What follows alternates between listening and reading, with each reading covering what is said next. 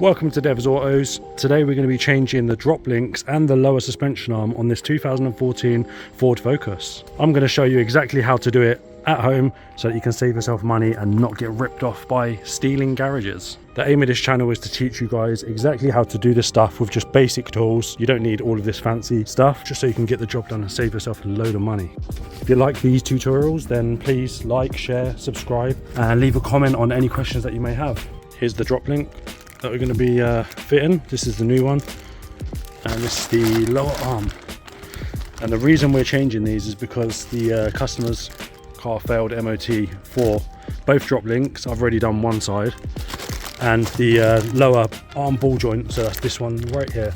So the rubber's split, and I'll show you when I get it off.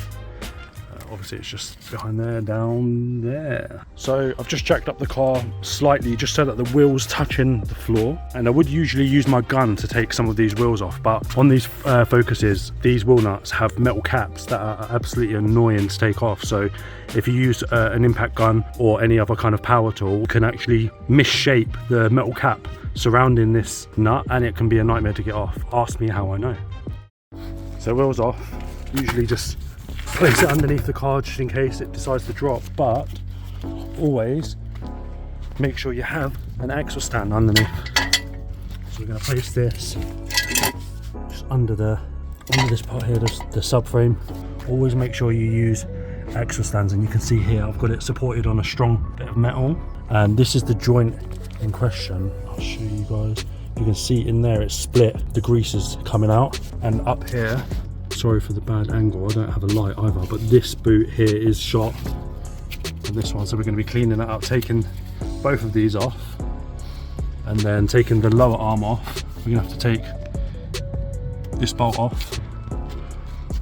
There's a bolt there, bolt at the back as well, and the ones underneath here. We're going to have to take all of them off. So I'm just going to clean these threads with a tiny wire brush. Want it to be nice and clean so that when I'm getting it off there's no dirt in the way making it more difficult. And the same for this bottom one, you can't see it but it's at the back here. I'm just giving it a little scrub it up,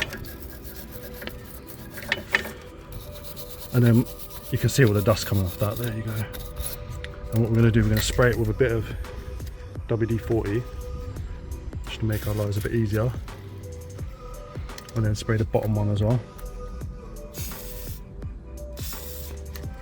So I've got an old drop link to show you guys how to remove these things, right? So there's one bolt, and there is actually an Allen key bit in there. That's number 5. And what happens is, if you try and take that bolt off without stopping this middle thread from spinning, then you won't be able to get the bolt off. Now, sometimes you can actually get an impact gun on there and just whiz it off.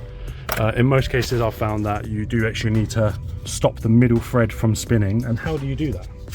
Well, luckily I've got the old one to show you guys. There's 2 ways. So the first way is to put a number 5 Allen key bit in there, and that will allow you to thread the bolt off. Otherwise, what happens is, look, the whole thing turns together, and you don't want that to happen, otherwise you won't get the bolt off. So what you'll have to do is get the 17mm on like that, and you can see that it's got a square edge just there and just there. So you're going to get 17mm on there. That stops the middle thread from turning, and then you can get the bolt off. And what I recommend is these little ratchet in spanners. It just makes life so much easier. So you can kind of just get it on there and turn it off.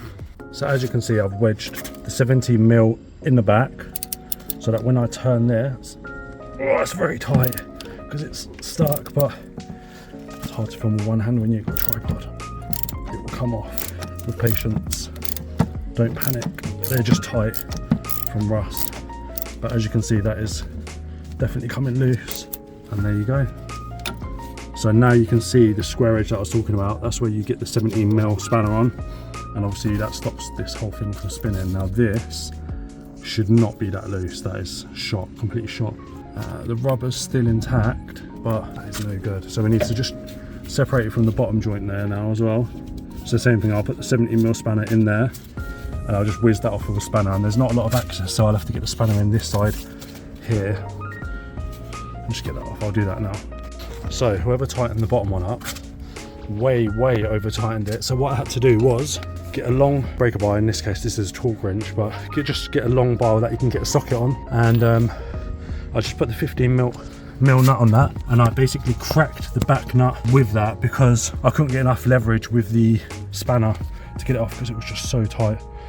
So I kind of just let that go. So now I can get the ratcheting spanner on the back of that. That's a 15 mil, and I can kind of just, it's still very, very tight. There you go. So I've wedged that in there, and now that is coming loose, slowly but surely.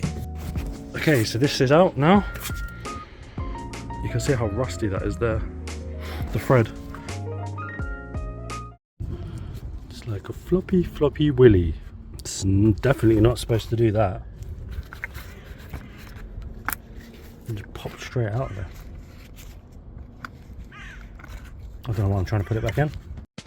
So for the lower arm ball joint, we're going to need a T55 in there to hold that, and then on the other side we've got an 18 mil socket in there just to hold that bolt, because these Torx bits are not super strong, right? They can break off. So I'm going to hold it from this side, keep that still, and then I'm going to get the gun on that, or you could use anything on that, just a normal hand tool, but it'll be quite tight. A few moments later. Okay, so the amount of rust on this bolt was alarming. So I managed to get it out, and as you can see, the hole is clear. But what you've got to do is spray it with some penetrant, give it a whack on this side. That will shock the rust enough so that you can get some kind of impact gun or something on this just to give it a little shock. You should be able to get just a long bar once you've kind of whacked it with a hammer a few times just to break the rust.